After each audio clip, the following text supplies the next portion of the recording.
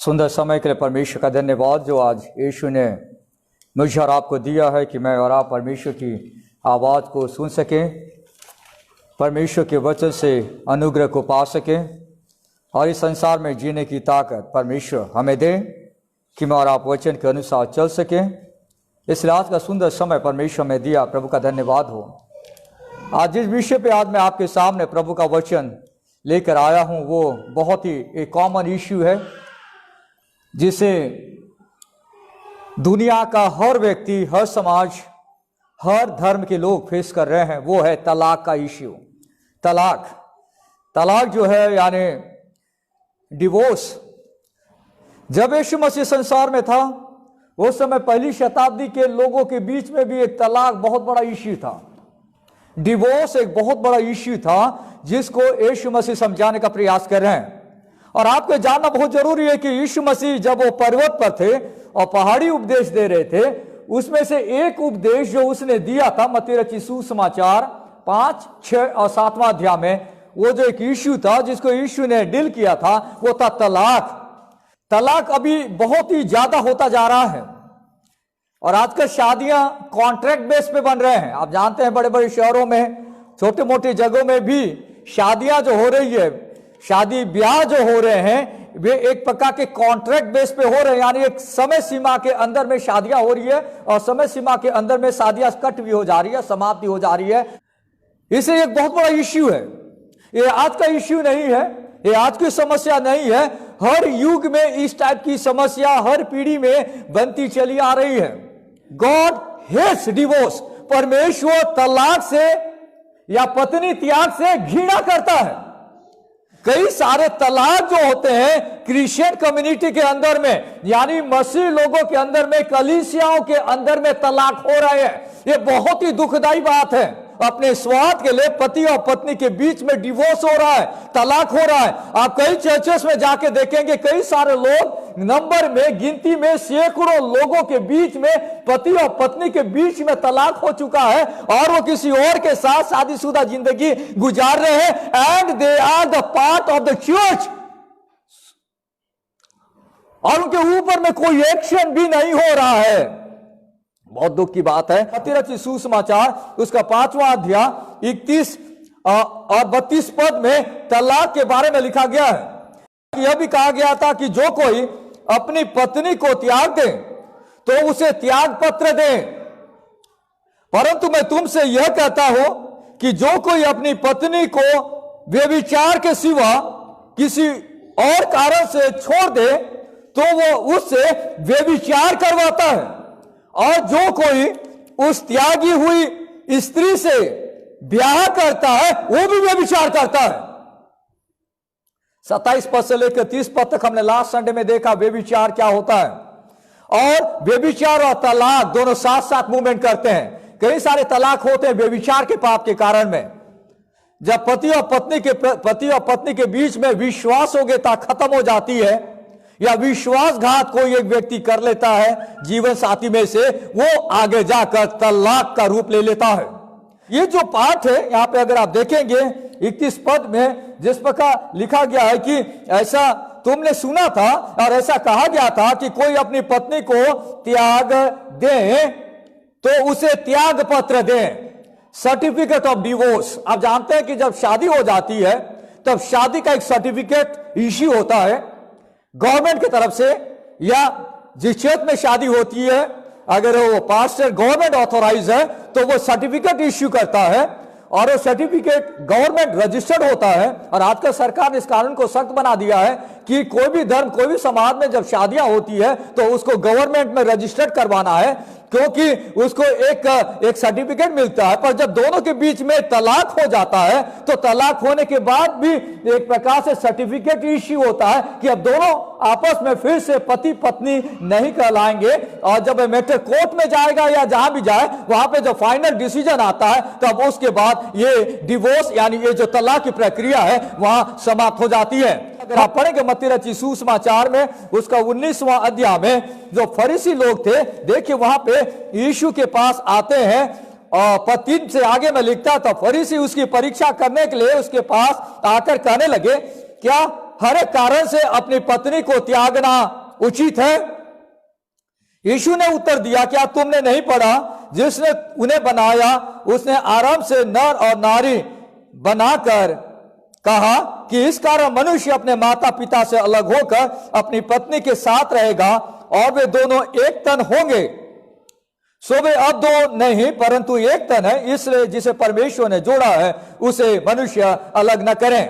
जब आप इस पाठ को पढ़ते हैं, जो फरीसी लोग रहा करते थे वे पुराने नियम को पढ़ा करते थे और पुराने नियम की जो बातें हैं मैं और आप देख रहे हैं कि यीशु मसीह लोगों को करेक्ट कर रहे हैं।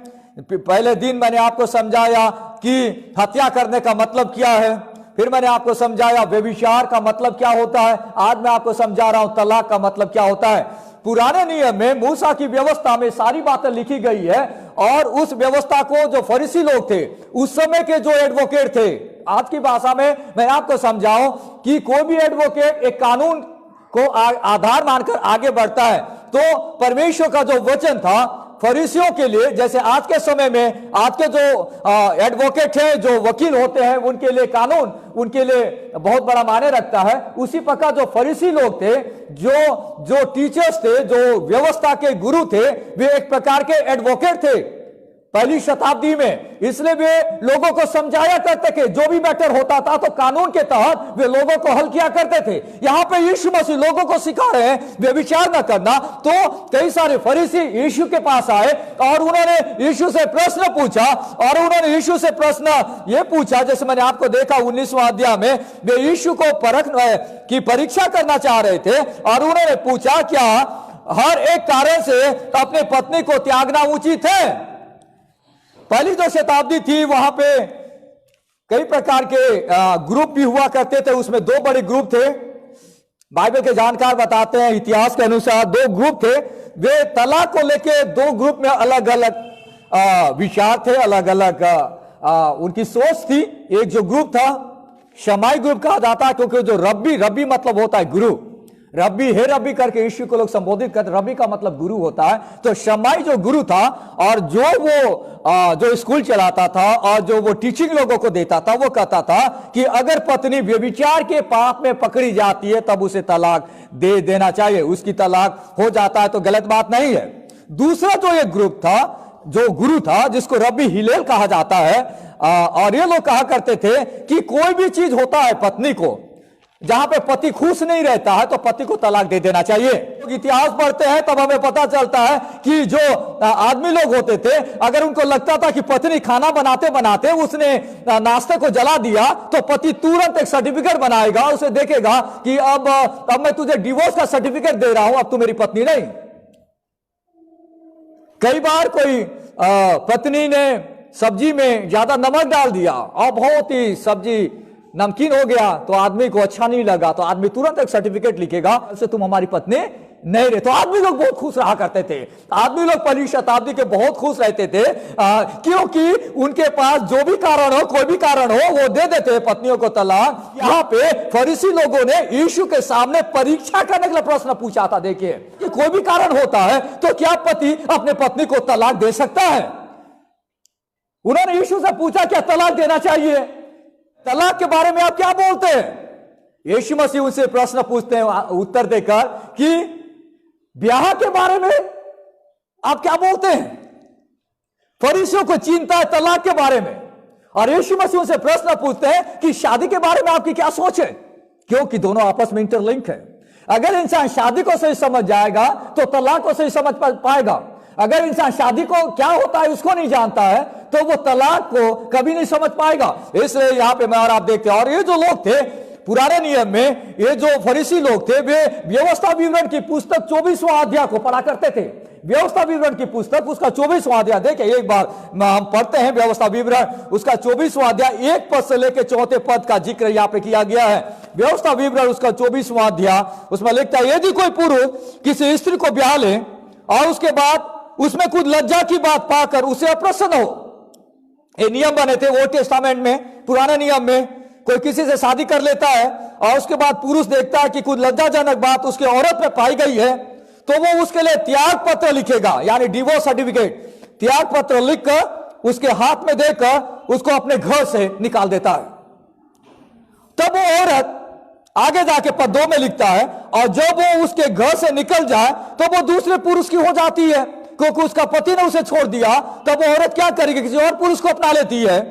बाइबल में लिखा है, परंतु यदि वो दूसरे पुरुष को भी अप्रिय लगे और वो उसके लिए त्याग पत्र लिख दे और उसके हाथ में देकर उसे अपने घर से निकाल दे, या वो दूसरा पुरुष जिसने उसको अपनी स्त्री कर ली थी वो मर गया, दूसरा पुरुष मर गया, तो उसका पहला पति जिसने उसको निकाल दिया हो, उसके अशुद्ध होने के बाद उसे अपने पत्नी न बनाने पाए, क्योंकि वो यहोवा के सम्मुख घृणित बात है। अगर पत्नी अपने पति के प्रति वफादार नहीं है या पति अपने पत्नी के प्रति वफादार नहीं है, तब उस केस में ही मूसा ने तलाक की अनुमति दी थी। तलाक कोई आज्ञा नहीं है, पर एक हठीपन के कारण में एक औरत को अपना राइट देने के लिए मूसा ने यह अधिकार ओल्ड टेस्टामेंट में लोगों को दिया था, क्योंकि औरत को सिर्फ एक प्रकार से जहां इस्तेमाल करना उतना इस्तेमाल किया जा रहा था, पर उसे अधिकार नहीं दिया जा रहा था। इसलिए मूसा ने दिया था कि जब चाहे तब औरत को बुला ले, जब चाहे औरत को भगा दे, जब चाहे औरत को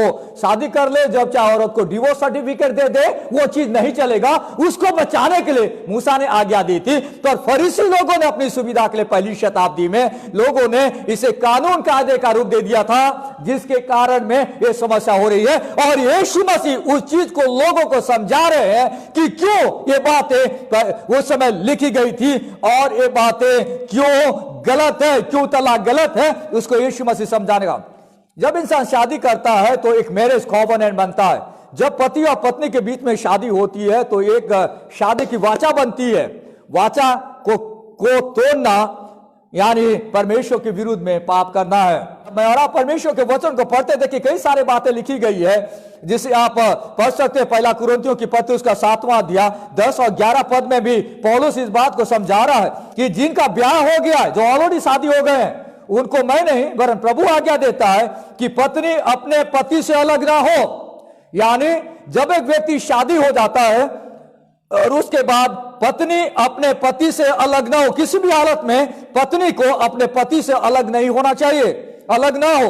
और यदि अलग भी हो जाए तो दूसरा शादी ना करें, दूसरी शादी ना करें या अपने पति से जाके मेल मिलाप कर ले। 2 चीजें बताई गई है।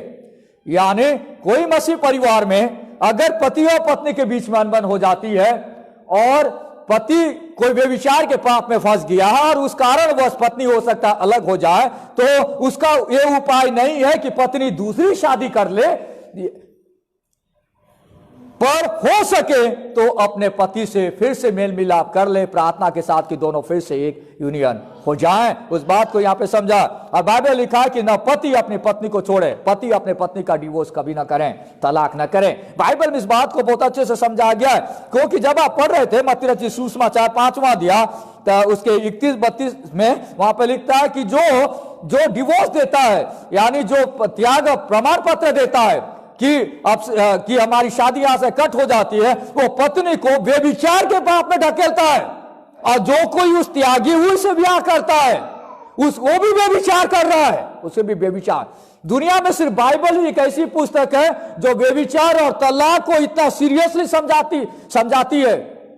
परमेश्वर कभी नहीं चाहता कि पति और पत्नी मरने से पहले एक दूसरे से अलग हो, कभी नहीं चाहता। आप जानते हैं जब यीशु मसीह से उन्होंने ये प्रश्न पूछा तो तब एक बार फिर से हम लोग देखते हैं मत्ती रचित सुसमाचार उसका 19वां अध्याय में जब उन्होंने प्रश्न पूछा तो यीशु मसीह ने उनसे क्या जवाब दिया। वहां लिखता है 4 में, क्या तुमने नहीं पढ़ा? 19 का 4 मत्ती। उसने उत्तर दिया, क्या तुमने नहीं पढ़ा कि जिसने उन्हें बनाया उसने आराम से नर और नारी बनाया, एक नर और एक नारी, और दोनों इसका मनुष्य अपने माता पिता से अलग होगा और पत्नी के साथ रहेगा और वे दोनों एक तन होंगे। और वे दो नहीं परंतु एक तन है। जिसे परमेश्वर ने जोड़ा है उसे मनुष्य अलग न करें। यानी जब शादी हो जाती है, पति और पत्नी के बीच में रिश्ता बनता है, तो कई सारे लोग उस परिवार को तोड़ने में लगे रहते हैं। कई सारे रिश्तेदार सोचते हैं कि इनका परिवार टूट जाए तो अच्छा रहता है, इनके बीच में लड़ाई झगड़ा होता तो अच्छा होता, जिससे कि इनका परिवार टूट जाए। कई सारे पड़ोसी सोचते रहते हैं कि पति और पत्नी के बीच में लड़ाई झगड़ा बहुत होता रहे, जिससे उनका रिश्ता टूट जाए। और ये लोग कोर्ट कचहरी में जाने जाए, दोनों आपस में मरते रहे, दोनों आपस में बर्बाद होते रहे, पति पत्नी का रिश्ता टूट जाए, ऐसा लोग सोचते हैं। पर बाइबल में लिखा है कि जिसे परमेश्वर ने जोड़ा उसे मनुष्य अलग ना करें। यानी स्पष्ट है कि शादी हो जाने के बाद उनका तलाक नहीं होना चाहिए। पर यह दुख की बात है कई जगहों में कि इस प्रकार के तलाक हो रहे हैं। तब उन्होंने कहा कि मूसा की व्यवस्था में तो लिखा है। तब यीशु मसीह पदार्थ में लिखते हैं, उसने उनसे कहा, मूसा के ने तुम्हारे मन की कठोरता के कारण तुम्हें अपनी पत्नी को छोड़ देने की आज्ञा दी थी, परंतु आराम से ऐसा नहीं था। यीशु मसीह बता रहे कि शुरुआती आदम और हवा को जब परमेश्वर ने बनाया था, परमेश्वर ने कभी भी तलाक हो इसलिए आदम और हवा को नहीं जोड़ा था, पर तुम्हारे मन की कठोरता के कारण में मूसा ने तुम्हें परमिट किया था, अनुमति दी थी। देखिए, आज्ञा और अनुमति दो अलग चीज होता है। जब मैं किसी को कमांड करता हूं और मैं किसी को अनुमति देता हूं, दो अलग चीज है। अनुमति देना, कोई व्यक्ति को आप नहीं चाह रहे कि उस जगह पे जाए, लेकिन वो बार बार आपसे लड़ रहा है, बार बार आपसे झगड़ रहा है, तो बोले देख भैया तेरे को मरना ही है तो उधर जा। आपने उसे अनुमति दे दिया, पर आपने उसे आज्ञा नहीं दी कि तुम जाके करो।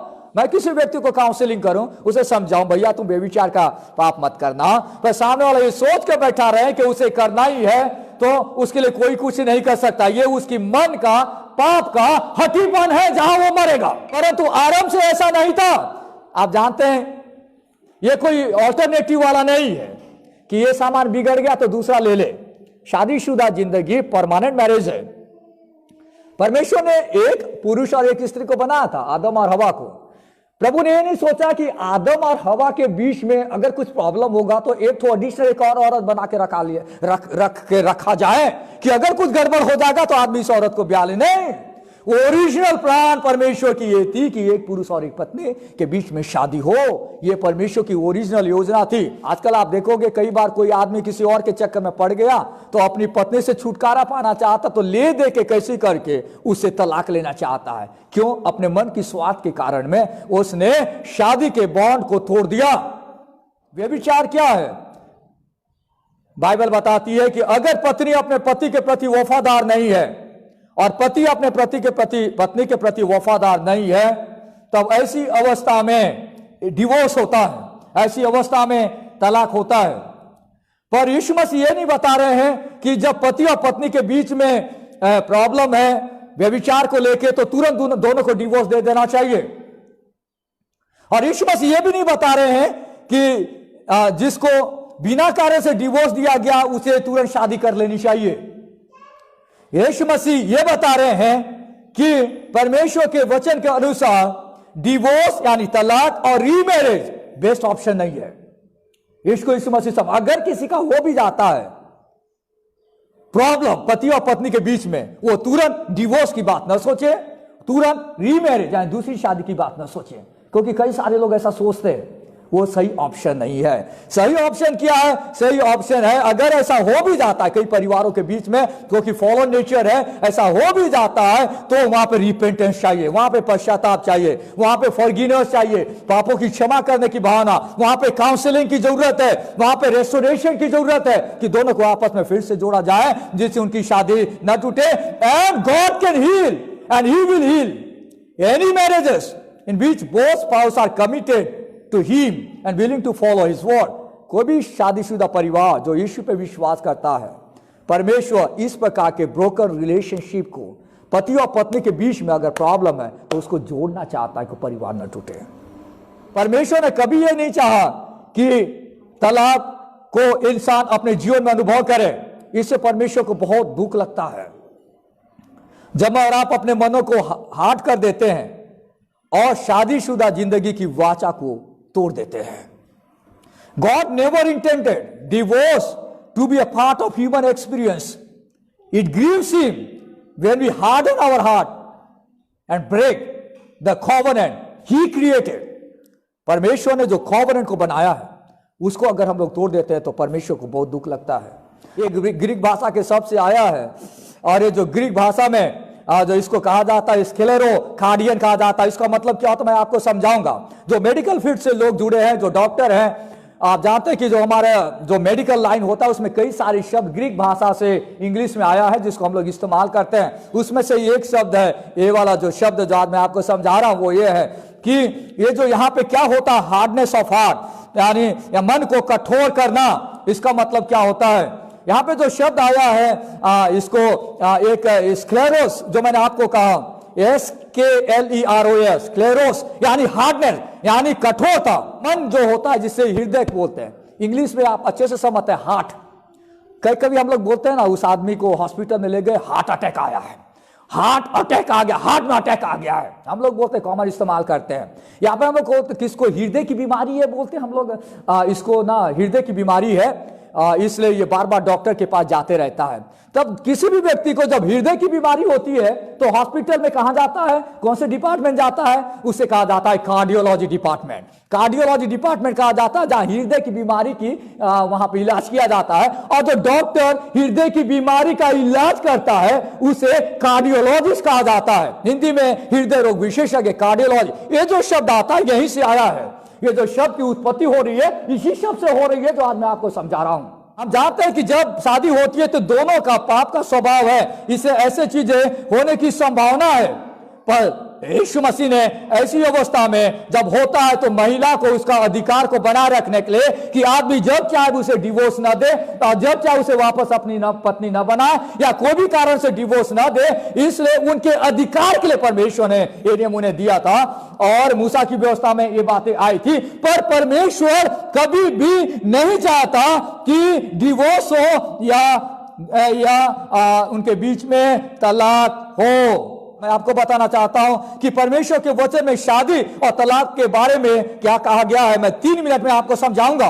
देखिए यहां पे सबसे पहली बात, अगर आप पढ़ेंगे मलाकी की पुस्तक उसका 2 अध्याय उसका 15वां पद में आपको पहली बार यहां देखने को मिलेगा जहां पे परमेश्वर कहता है कि आई हेट डिवोर्स। पद 16 में कि मैं स्त्री त्याग से घृणा करता हूं। डिवोर्स, परमेश्वर बता रहा मैं डिवोर्स पसंद नहीं करता। बाइबल की पहली पुस्तक, उत्पत्ति की पुस्तक, शादी से शुरुआत होती है। God ordered marriage. पुराने नियम की पहली पुस्तक, पुराने नियम की आखिरी पुस्तक मलाकी में परमेश्वर बोलता है गॉड हेट्स डिवोर्स। परमेश्वर तलाक से घृणा करता। मतलब कितना परमेश्वर सीरियस है।